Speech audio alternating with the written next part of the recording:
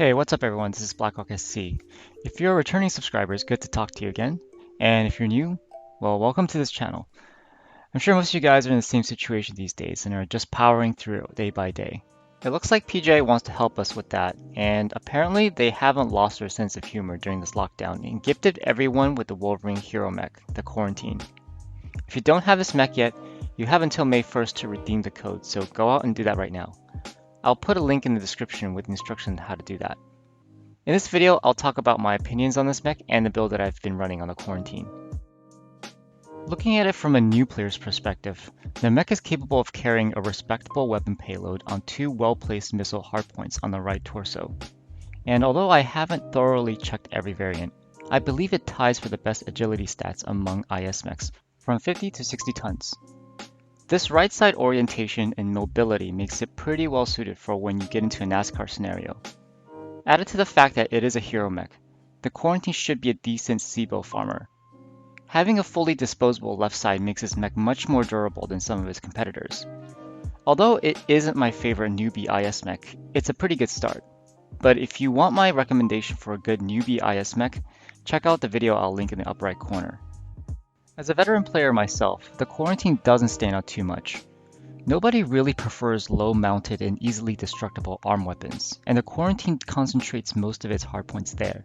Neither are there strong enough energy and ballistic quirks to overcome the drawbacks of the arm hardpoints, unlike on, say, the Wolverine 6K variant. In terms of agility, the Quickdraw hero nearly matches the Wolverine while being able to carry more weapons and armor, which makes it more effective, especially in the brawler role. Several IS-55 toners can do mixed loadouts, each with their pros and cons, and IS-55 toners in general suffer from having oversized models, making them easy to hit. Having explained my thoughts on the hardpoint issues, I'm personally going to go with double MRM-30s. Although the firepower isn't very impressive, the build takes full advantage of the dead left side and dead right arm, as well as the JJs and high mobility to get you in and out of engagements quickly. The well-placed missile hardpoints means that you only have to expose the top 2/3 of your right torso, and when you're fired back upon, give enemies your left side initially, then your right arm. You're not trying to brawl with this exactly, but you should be looking to take pot shots at slower mechs in a hit and run playstyle. The good thing is a lot of players don't think the Wolverine is very dangerous and don't prioritize you, which makes hit and run easier to execute. The only thing is that you can't expect big damage numbers with this mech, but I think most people are going to be okay with that. Since I'm going for a hit and run playstyle, I'm going to prioritize offensive skills by maxing out most of the firepower tree, and putting the remaining on survival and mobility. As I said before, it already has enough mobility that I don't think I need to put too many skill points on increasing it. Since the build doesn't have many heat sinks, putting too many skill points on heat management doesn't make a lot of sense. But we go halfway down the tree anyways. Finally, veteran players who have a giant stash of C-bills should get double cool shots and strikes, although new players may decide to forego consumables. Okay, let's get into a couple of matches. So in this match we're on River City. If you play River City long enough, then you'd know that most of the battle takes place around the middle citadel nowadays. So it really ends up playing one of either two ways, either as a NASCAR around the citadel, or in this case, there's not much of a NASCAR, but two teams kind of stand off on the opposite sides of the citadel. So the citadel area is about, you can see it's like 300, 400 meters, which is a decent range for MRMs. And actually MRMs, you'd prefer to be, the ideal engagement ranges are a little bit closer, like 250, 300, something like that. So you can see where the two JJs can come in here. So I do recommend putting on two JJs instead of one for that increased mobility. I did drop an arty strike right there because I saw that Battlemaster did get a couple of hits. I'm not sure if it was very good though. It's Lycos Fafnir hitting us from that other side. Didn't see it the first time. Lycos Fafnir, it's a fun build. Some people really like it. Does best on like long range maps. Just doesn't really have good DPS for the typical kind of short and mid-range sort of engagements.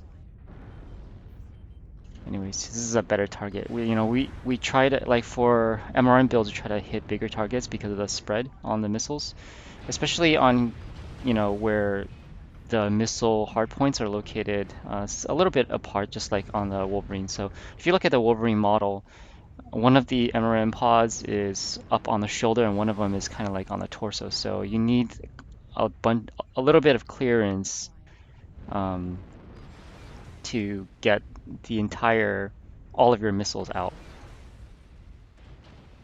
to be able to fire all of your missiles over obstacles, for example. So we're still staying on one side. I mean, at this point I saw, the NASCAR wasn't happening. Salt killed me. And what I really want to do is get close around to the back of G7, but this Fafnir is kind of stopping us from doing that. And even though we're not taking that much damage from the Fafnir, preferably we don't take any damage at all. Try to drop another strike there. I think this one didn't get any hits. And so we kind of cleared out that right side of the citadel, right? So everybody is paying attention to the left side now. So we're gonna go to the left side and start fighting some engagements over there. Also notice my right torso is open, so we have to be a little bit more careful with our pokes. And for most of the game, you should be able to see that I'm not trying to like get in front of everybody and take the brunt of the enemy attacks. As I said, this is a medium. It's more like fire support, right? So you're not intending to, tank damage and things like that.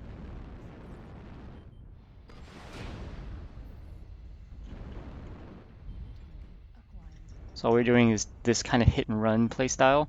I, hitting it from like engaging from the right side, or sorry, from the left side is not ideal. Because what we really want to do is to, What are you eating? shoot and shield with our left side. That's a little bit harder when you're poking to the left side.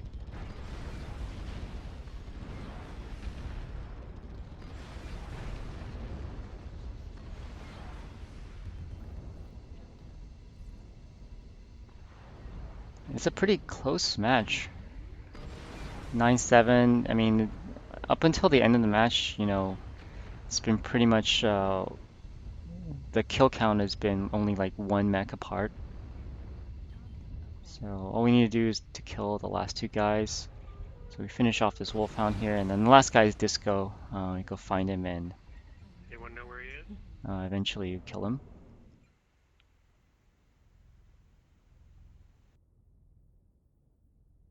Decent game. And we'll move on to the next match.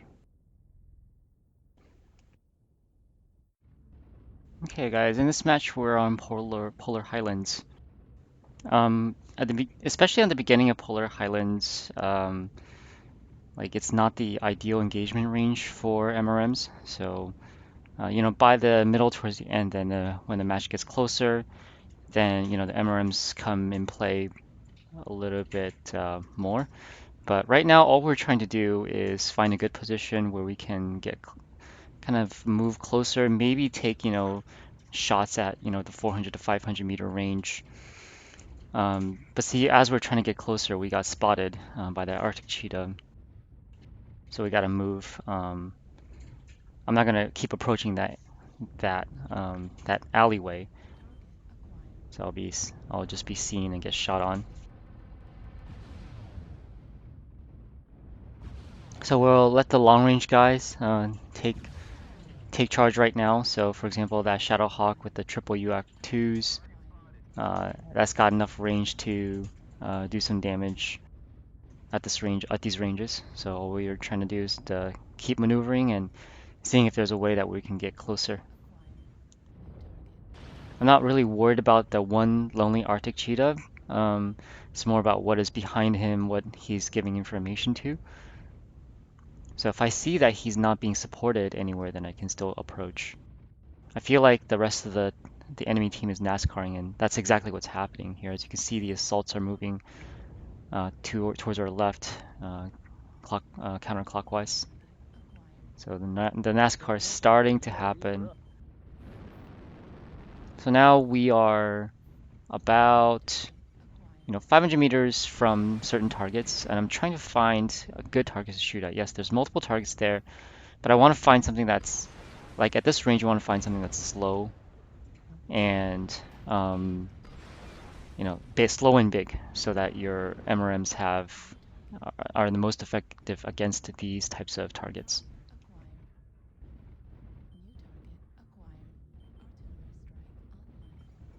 So that Mad Cat Mark II is a pretty good target, along with the Marauder and the Rifleman there. Rifleman's a little bit faster than we want, but it's okay. If we don't have anything else to shoot at, we'll shoot at the Rifleman.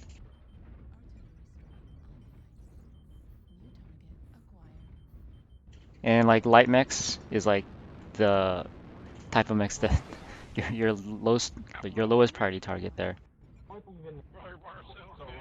Now we're pretty much at our ideal engagement range.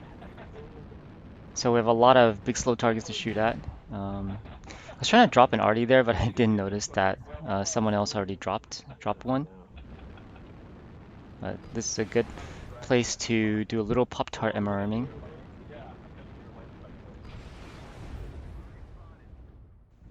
Of course, a lot of enemy mechs are looking at me, actually trying to draw some attention towards our side. So I did successfully drop an arty there. Looks like a pretty good strike. But yeah, I'm getting a lot of attention from enemy mechs right now. And that's kind of our intention, actually. What I wanted to do is to pull their mechs towards the blob of our friendly mechs on this side. So, and like they were walking into an arty strike, which that's exactly what I wanted to happen. Drop another strike there.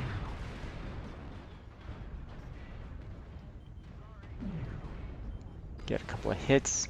Yeah, I mean, drop a strike and people are still the enemies are still walking into the strike as they want to engage our friendlies on this side over here. So we're giving them both left and right sides. So you can see we lost both of our arms already. It's kind of what we want to happen, right? So we want essentially to lose both of our arms, then the left torso, then then you die. After that, yeah, you got nothing left to give. Don't want to really shoot at that fire starter, so it's just a small target.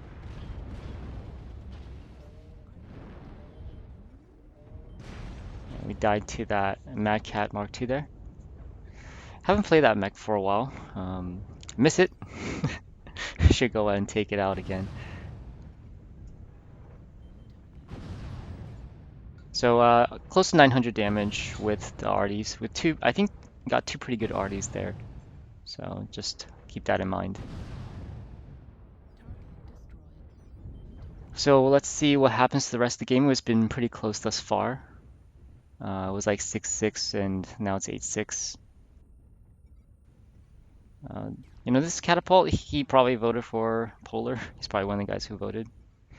You can see the indirect locks are really slow to get now for LRMs. And he had a lot of health to give. He had a lot of armor, so he should just be getting out there and getting direct locks. Be more effective that way. Still 9-7, still pretty close. Now it's 11-7. Just need to finish off this guy. Ultra 2 Shadowhawk. Another fun build. Okay guys, I hope you have fun with your Wolverine quarantine and do try the build that I showed here. For my returning subscribers, I'm trying to make more MW videos as I have time, so do subscribe to this channel and hit the like button if you've gotten something out of this video. I'll see you next time.